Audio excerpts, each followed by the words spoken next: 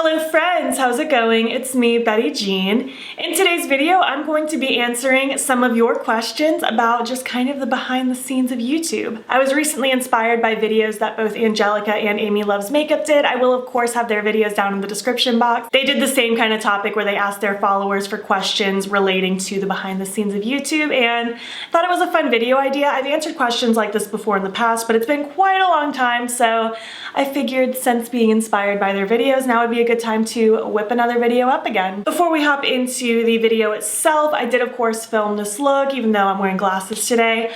I still filmed it regardless. It's with the Colourpop So Very Lovely palette. I just did a cute little pinky purple thing, and that should already be up on my IGTV by the time this video goes up. And then let me just give you my details. My necklace today is from Shop Sun & Co. You can use my affiliate code BEAUTBEAN for 10% off. My ring today is from Ana Luisa, and my wig is a Christmas brand wig. Check my FAQ in the description box if you need spelling. Oh, I'm sure someone will ask about my glasses. These are from I Buy Direct. It's been quite a few years since I bought them though, probably close to 5. Okay, yeah, so with all that being said, let's just hop in and I will answer your questions about my behind the scenes of YouTube experience. So I asked for questions across all my platforms, Twitter, Instagram stories, community tab, and I got quite a lot of questions, especially on Instagram. You guys always come through with questions on Instagram. So I'm gonna do my best to kind of condense them and hit up the most frequently asked ones and just do the best I can. If I miss your question specifically, I'm sorry, but I'm trying to just do what I can, you know? So I feel like some of the most popular questions were simply like, what is my setup? What editing software do I use? Stuff like that. So I can just break it down for you. I keep a camera right here in front of me where you see right now I have my filming desk here with all my brushes and like eye pencils and things like that. I will do an updated beauty room tour now that I'm in my new house at some point. I'm just waiting to kind of finish it. Still have more artwork I want to put on this wall, but if you check out the vlogs, you can check out just kind of how my setup has gone so far if you're curious already. But yeah, I have my filming table here. I have my camera in front of me. I use a Canon T5i DSLR. I'm not that knowledgeable about cameras, but I feel like I've kind of found a good spot where I feel like the quality looks good. I feel like my colors are pretty true to tone, so it's all I can really ask for. I do use an external microphone from Rode. I don't know the exact one off the top of my head. If I can figure it out, I will link it down below. It's been about a year since I got it when my last one died, so that's what I use now. And then I also use 2 softbox lights right here. And then I also keep my big window open behind me. Well, I guess it's in front of me, but behind the camera, just to let in even more light. The softboxes I believe I got off Amazon, but it's been a very long time since I got those as well. As far as anything else, I don't really have much else as far as my setup goes. I do have like foam panels on the wall that help with the echo in this room because I don't have carpet in my new house anymore. That was a decision I'm very happy with, but I just added more things to fill the room to help with the echo. There was one video I uploaded very fast before my room was set up because it was that new Kaleidos collection and I really wanted a video out for you before it launched. Oh my gosh, this room was so echoey in that video. A lot of you were very understanding. I had one person that was really whiny, like, oh my gosh, my ears hurt so bad. And I'm like, listen, I told you in the beginning that I just moved. Take it or leave it. But I just filled this room with stuff. Like I have my big wig wall next to me. I have curtains up. I have a rug. I have the foam panels. So just adding things to the room to help absorb the sound really helps. And the foam panels are great because they're cute. They're like hexagon shapes. And then as far as editing software, I just use iMovie. I've been using it since the beginning of my channel. I find it to be very easy for me to use. It gets the job done for me. I don't feel like I really need anything fancier than it, if I'm being honest with you. It works for me and I enjoy using it. I also had quite a lot of people asking how long it takes me to like film, edit, upload, like the whole shebang. So it definitely depends on the video. Anything where I have to insert a lot of pictures is gonna take quite a lot of time, but something like a tag video is gonna be a lot easier to just kind of roll through, chat about. Favorites videos and things where I'm like holding up specific things and talking about them take a while. Like my PR roundup reviews take a really long time because I'm doing close-ups of all the products. Chatting Get Ready With Me's can take a good amount of time. I know I'm not giving you time frames yet, I will get to that. I'm just trying to like kind of rationalize in my brain what takes the longest. Multiple looks videos take quite a long time. I usually break those up over multiple days, but once in a while I do them in the same day and it just eats up the entire day. But I feel like on average, a short video can take me roughly 20 to 30 minutes to film, but on a longer video it can take like an hour, hour and a half, sometimes even closer to 2 hours. And then as far as editing the video goes, I feel like a good rule of thumb is however long my footage is, multiply that by about 3, and that's probably about how long it took me to edit it. So if I had 20 minutes worth of footage, it probably took me an hour to edit it. And then it's probably roughly like a 10 to 15 minute video at that point. So for a video about that size, it probably took me a good hour and a half, hour 45 minutes, maybe a little over 2 hours, including the upload time, which my upload time is so much faster now. At my old apartment, it would sometimes take literally all day for a video to upload. Now my videos upload in literally like 2 or 3 minutes, so that's amazing. Now it just takes me longer to review the video and actually fill out the description box than it does to actually edit the video, whereas before it was opposite. But then on my longer videos, like makeup collection videos or PR roundup reviews or new makeup release type videos where I'm inserting pictures, those probably take me closer to like 3+ hours to fully edit and upload. So probably on average between an hour and a half to 3.5 hours per video, maybe pushing 4. It totally varies.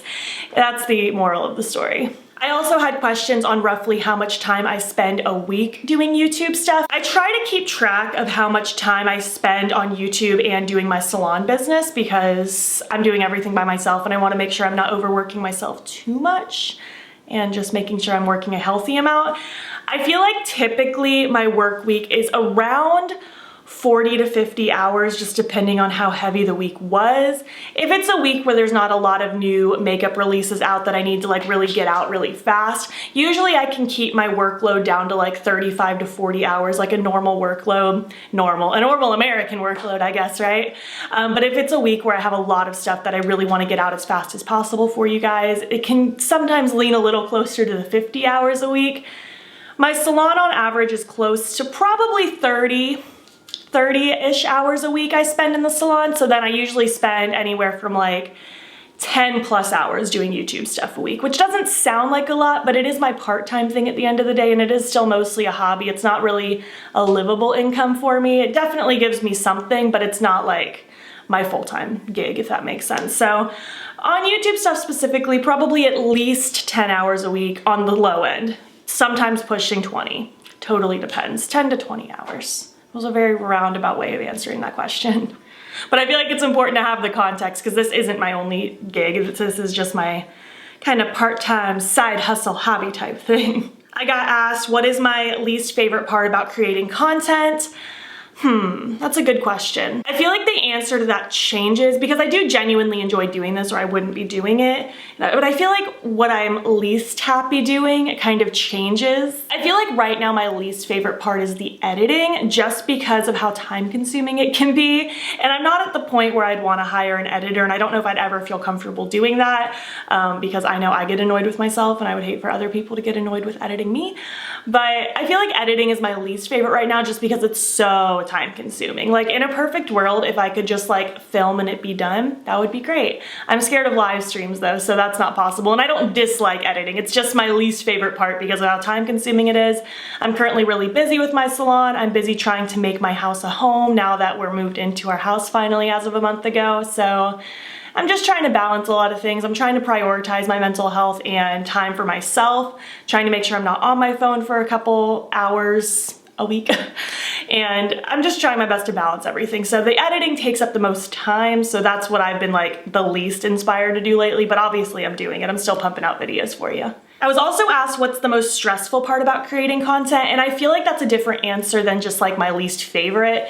And again, it's not that I dislike editing. It's just my current least favorite because it's so time consuming. But as far as the most stressful part, I feel like it's feeling like I'm not doing enough, and that's always been a constant thing for me ever since I started this whole YouTube thing. I feel like I'm never putting out enough videos or doing enough things or trying enough new products, and I'm really not the person that wants to buy all the new releases at all. So sometimes I feel like I'm letting people down by not buying all the new things. I know a lot of you are totally fine with my speed in which I do things, and I'm still uploading a lot of content. I usually upload 4 to 5 videos on YouTube a week and at least 2 Instagram videos a week. So I'm getting out a lot for you, but in my head I'm always also telling myself I'm not doing enough, so then I stress myself out thinking I'm not doing enough. I'll sometimes just like sit down with my schedule on my phone and completely revamp it to where I'm uploading like almost every day again, and then I'm like, okay, no, I'm gonna stress myself out by doing that. I need to go back to like having a couple days off a week. So I feel like I'm never doing enough, and that can be the most stressful part, is convincing myself that I am doing plenty, I'm doing what I'm able to do, and I need to feel good about that.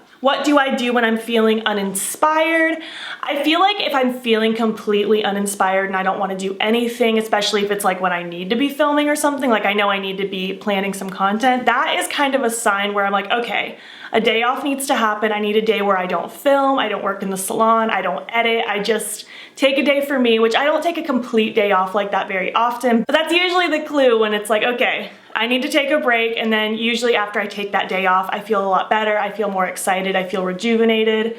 Sometimes what I do when I'm feeling uninspired as well is, like, say I had to work the next morning and I was planning on filming a look before work because I had a little bit of time to do so. Sometimes I'll just not film and I'll just do my makeup for myself, and that kind of re-inspires my love for it again because I'm not having to like film and edit it or anything like that. I'm just playing with makeup. I'm just having fun with makeup. I'm just getting back to that place where I just played with makeup just to play with it, and that usually gets me out of my rut, just kind of doing things for myself again. I had a couple people that ask if there's any times that I regret being a public figure, which it's weird for me to think of myself as that because, I mean, technically I am. I put myself like out on the internet, but just in a very small scale.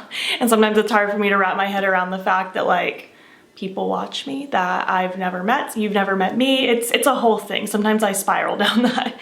I don't think so. I think sometimes I do think about like how much time I would have in my free time if I didn't do this. Like I would just go to my salon and I would come home and I would have nothing else to do. Like I wouldn't have to worry about planning content and filming and editing. You know, I actually don't keep track of how much time I spend just planning. If I factored that in, you could probably add like literally an extra 3 to 5 hours to my YouTube work a week because I'm constantly planning. I'm constantly writing down ideas and filling out my schedule and rearranging my schedule. That's a side note, but I don't think there's anything really that I regret about doing this. It's more so just once in a while I'm like, you know, I'd have a lot of free time if I didn't do this, but I love doing this so much, so that's not a fear. I'm not gonna quit, I promise. I got asked from a couple people actually that if I ever got to the point where YouTube could like pay all my bills and sufficiently support me the same way my salon does, would I ever just stop doing hair or would I like still do both? And I do think about this question, not that I ever expect YouTube to ever be my sole thing. I don't know, I just try to be really realistic and I don't expect YouTube to just blow up and make me a ton of money where I can just like live off of this by itself. I don't think I would ever stop doing hair though. I think what I would do is just like shrink my salon hours and grow my YouTube hours kind of thing, because I kind of have that power, you know, I'm my own boss in both regards, so I can kind of switch my schedules around. So right now I work most of the time in the salon and then more part-time doing YouTube. So if anything, I would just probably switch it if this ended up being more of what I wanted to focus on and this was able to pay my bills more. I would probably do that and just be more choosier with my salon clients. Like maybe I just wouldn't like see new people, I would just see my current people. I don't know.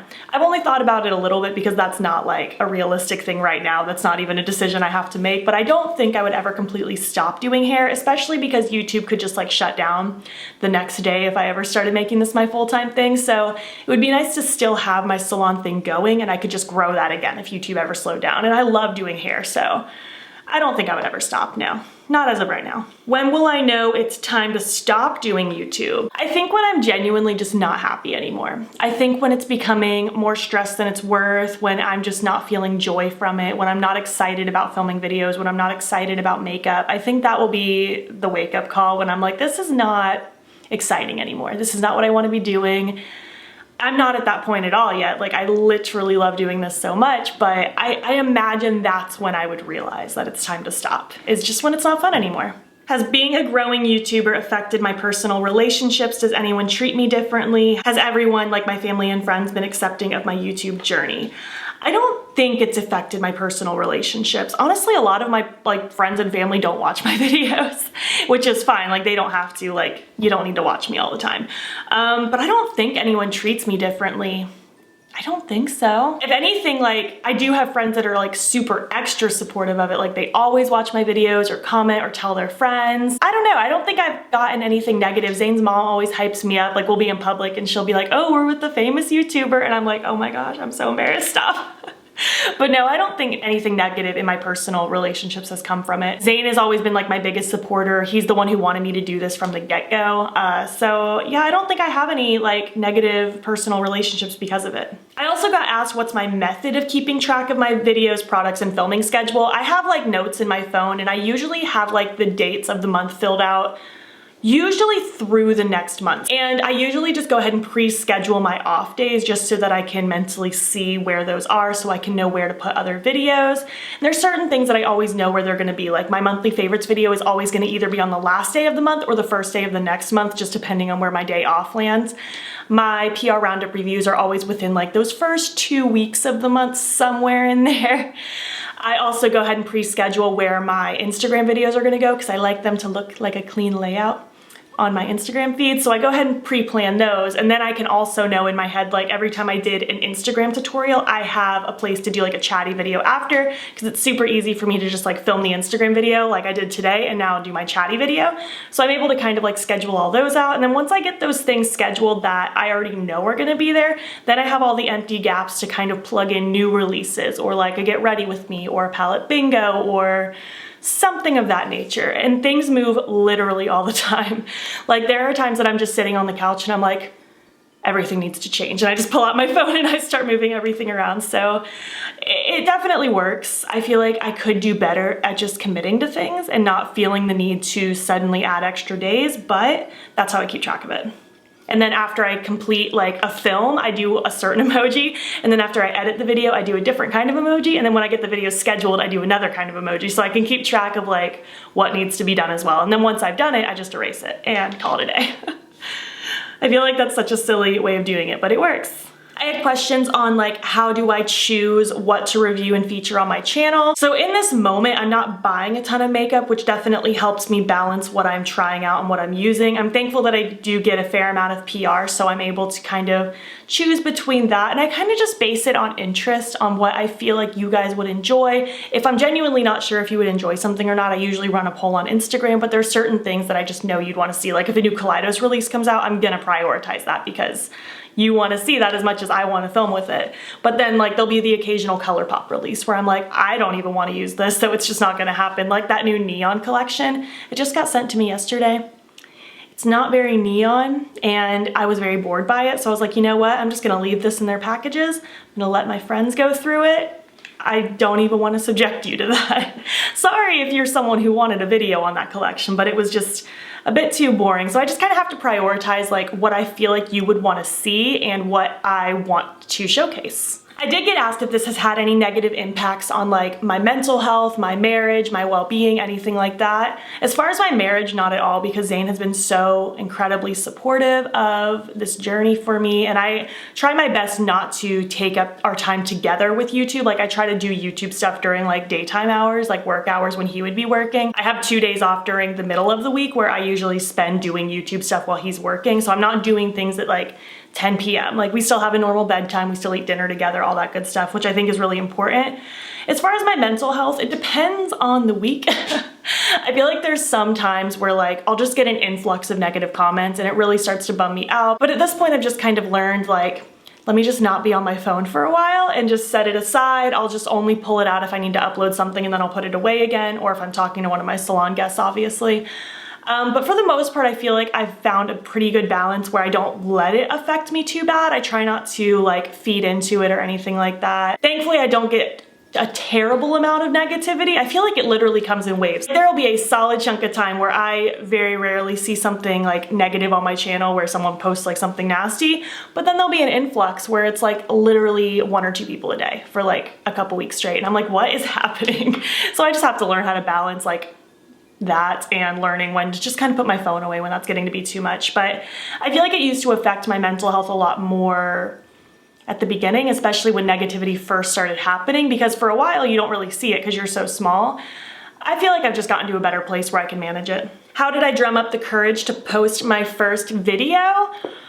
That came because I was posting lots of makeup looks just like on my Facebook and Instagram, and then I had a lot of my friends, including Zane, really encouraging me to start doing tutorials because people wanted to learn what I was doing.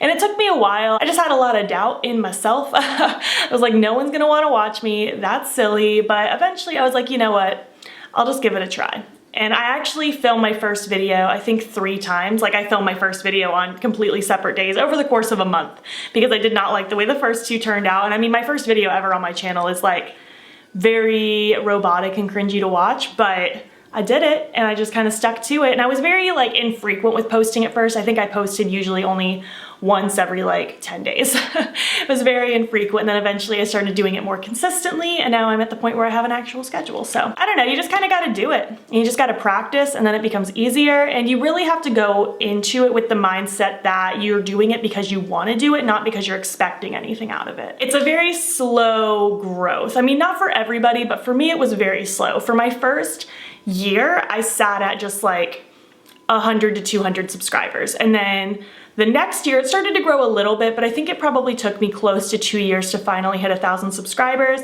And then I kind of sat at that for quite a while. And then out of nowhere, it just like started to grow pretty consistently. And then I hit 10,000, and now it just kind of ebbs and flows. Like there'll be times where I sit roughly at the same number for like a month or 2 straight, but then out of nowhere, I'll gain like hundreds and hundreds and hundreds, and it just grows. And I'm not big by any means, but it just kind of ebbs and flows. It's hard to gauge what's gonna happen. I had quite a few people ask about money, of course. Everyone always wants to know about money. But I was asked, like, where do all my different streams of income come from and how do I manage it? So obviously, I've said it a couple times, but I'm just myself, all by myself in both of my jobs. But I obviously have my salon money that does its own thing, that's its own separate business. And then I also have my YouTube, and I can get money through affiliate codes, I can get it through sponsorships, and I can get it through AdSense. I think those are my 3 streams. Yes. I actually have an accountant. I've had an accountant since I started my salon business. I was actually doing her hair at my old corporate salon first, so then when I moved on my own, obviously I recruited her, and she was encouraging me to go on my own for a long time, but she's helped me since the beginning, just kind of how to break down my money and how to manage it and keep it all separate, how much to set aside for taxes, how much to set aside for business expenses. It's a lot, and I'm not an expert about it by any means, so I don't want to drone on about it too much, but I write things down all the time. Like I don't wait till the last second to gather all my tax information and my budgeting and things like that. I literally write things down all the time. And like if I get salon money from the day before, I immediately separate it into taxes and business expenses and all that stuff. And same with YouTube, like I just immediately separate like tax portions from sponsorships and things like that. Like I don't like to wait and then have to break it down later. I'd rather just kind of do it as I go. And then I pay quarterly for my taxes, and yeah. Again, I'm not an expert by this. I usually just separate everything, and then when the quarter ends, I send it to my accountant and I'm like, all right, tell me what to pay. And she tells me what to do. I got questions about like how surreal was my collab with Shroud Cosmetics, what it's like to do a collab. So I'll kind of talk about that a bit. It's still surreal that I collabed with Shroud. I'm so proud of my palette. I'm so excited. The reopening for the shop is coming very soon. She's working really hard to get a ton of palettes ready because trust me, we're not doing a pre-order again. The only reason we did a pre-order was because the amount of interest was way more than we expected in a million years. But yeah, I'm still so blown away that that even happened. I can't believe it. Every time I look at my palette, I get teary-eyed. I'm so over the moon about it. And the way it even happened was she just simply texted me. We'd been like kind of on a friendly basis for a while, and we supported each other's work, like her products and my makeup looks, yada yada. She was always a really cool person to talk to.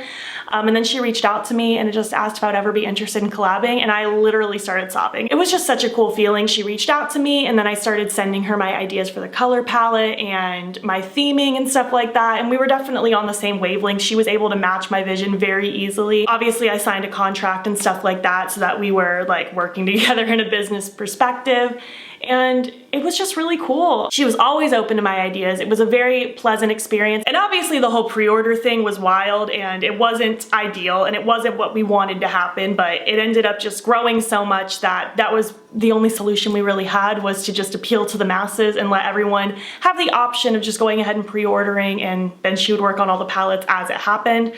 she got through it, thank goodness, it's over, and going forward, she's just not gonna do pre-orders again. She's gonna make sure she has plenty of stock and just kind of restock as necessary going forward, but regardless, I think other than that, it was just such a fun experience. It was so fun planning this palette with her and creating it, and I just love it so much. I'm so proud of it, and I'm so happy that so many of you have it now. How many times do I have to repeat the same sentence in my videos? It really depends on the day. Like, there's some days that I am just like grooving and flowing and it just goes, and I don't have to do a bunch of jump cuts, and I don't have to repeat myself, and I don't stutter. But then there's some days where I just cannot get my words out of my mouth to save my life. Like, I've already stumbled quite a few times in this video, which you won't see, but it just depends on the day.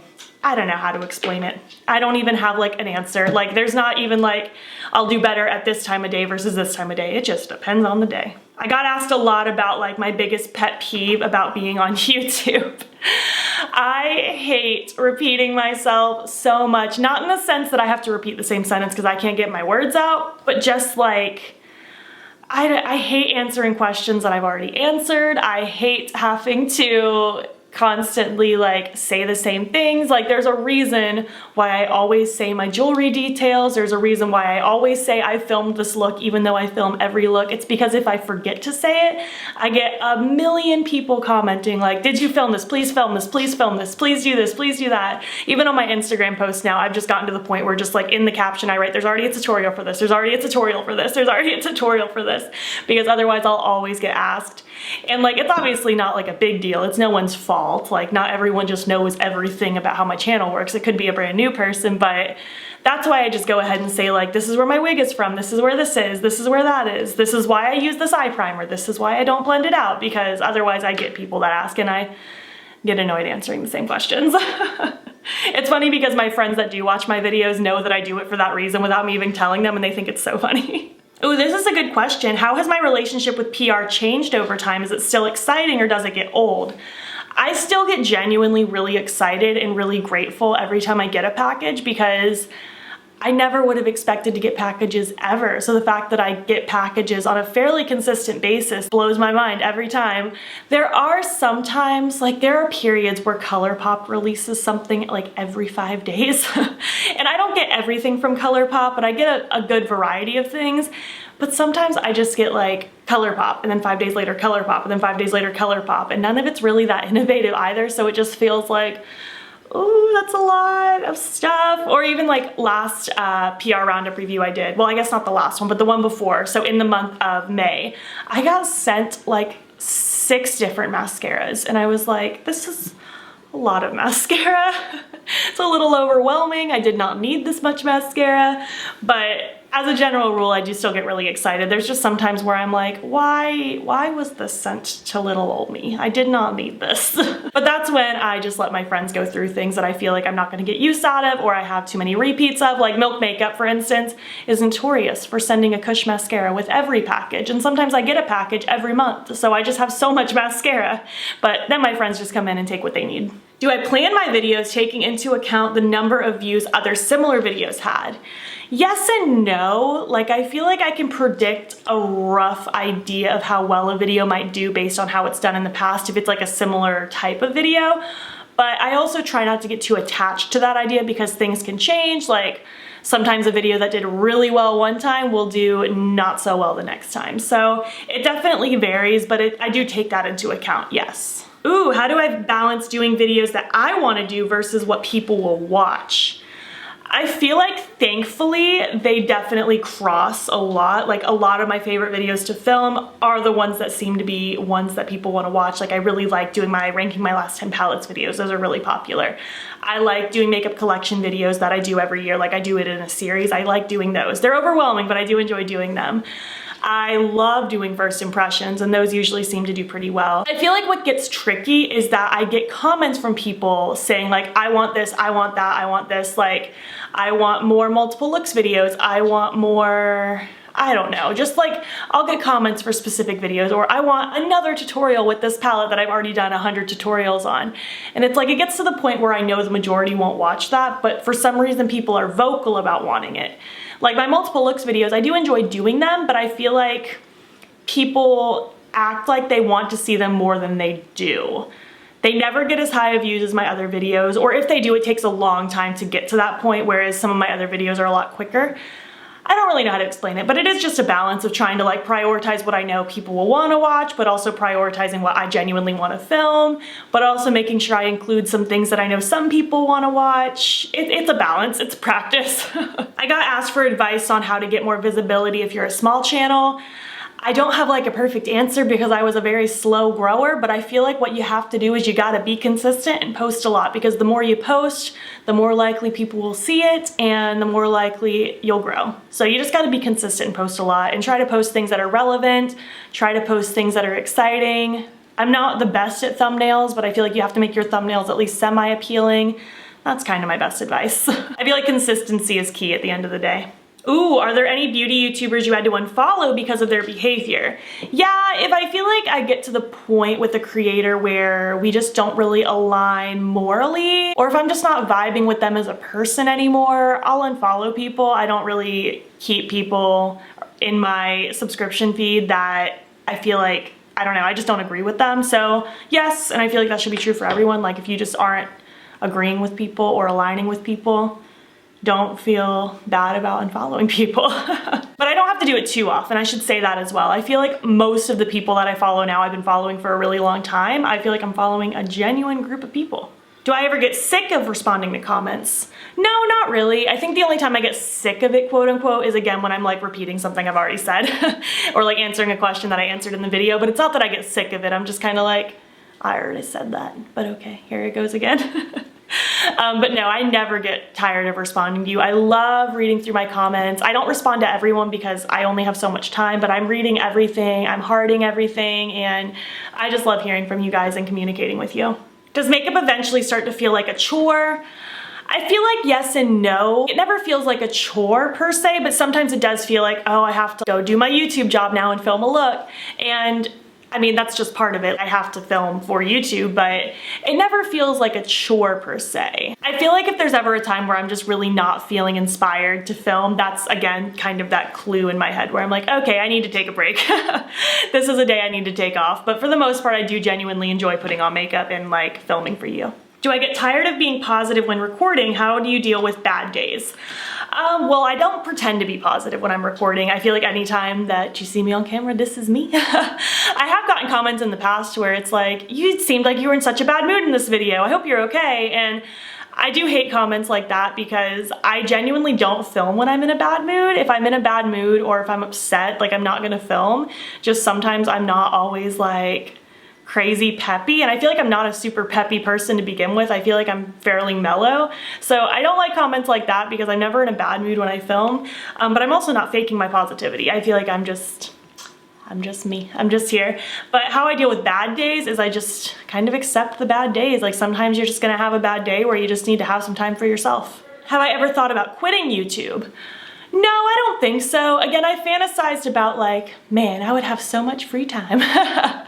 But no, I haven't thought about quitting YouTube. I just enjoy doing it. Like if I ever feel like I'm in a place where I feel too overwhelmed by it, sometimes I'll cut my days back a little bit to maybe uploading only every other day for a week or so, just to give myself a couple days to recoup. But no, for the most part, I just really enjoy this.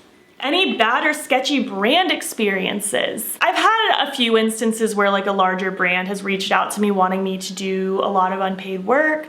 I've had instances where brands want to send me PR, but I have to sign a contract in order to receive it, and you should never sign a contract in order to receive PR. PSA to my small YouTubers out there, because it can be tempting, especially if it's one of the first times a brand's reaching out to you. You should never have to sign a contract for PR. You are not obligated to anything if it's just PR. Don't agree to doing work for just PR. Know your worth. It's hard to learn that, but you need to learn your worth. Brands can afford to pay creators, they just don't want to. I've also had a couple instances like where I've been emailed like, hello, we want to add you to our PR list, join us. And I'm like, okay, cool. So I fill out the form, which is not a contract, it's just a form for like your name, address, that kind of stuff. And I'll submit it. And then I've gotten a response back like, oh, our PR list is full, we'll get back to you. And I'm like, you contacted me. I haven't had anything horribly bad or sketchy though. Just, I feel like just shady brand stuff where they want you to do work for no money kind of thing. How often do the cats interrupt me when I'm filming, and who's the biggest culprit? Canade would be the biggest culprit, but really I don't get interrupted too often. They really don't like hanging out up here while I'm filming in my room, so yeah, it really doesn't happen too much. But if there was a hat to do it, it would be Canade. She's my white one. You've definitely seen her before. And I feel like I'm gonna end it here. I feel like I've kind of hit up most of the questions, the popular ones, all that good stuff. I hope you enjoyed this video. I do feel like it was a little all over the place because I had a lot of questions to go through, but I'm hoping when I edit it, I can kind of group things together so it's a little bit easier to understand. But I hope you enjoyed this video. I just love hanging out and chatting with you. If you have any specific questions that I didn't answer, leave them down below and I'll do my best to get back to you. I do just want to end this with just a thank you for simply watching my videos, supporting me. I appreciate you more than you know. I love reading your comments. I see a lot of your names so frequently and I recognize you, and I just appreciate you all so much. If you made it to the end of this video, leave me an emoji that makes you think of filming, whether it's a camera or a light bulb or something like that. And if you liked this video, please make sure to give it a thumbs up. If you're not already, please hop over to my Instagram. It's BEAUTBEAN. Follow me there. I post every single day, and don't forget to subscribe. I'm posting most days here as well. Thank you so much for watching, and I'll catch you in the next one. Okay, bye.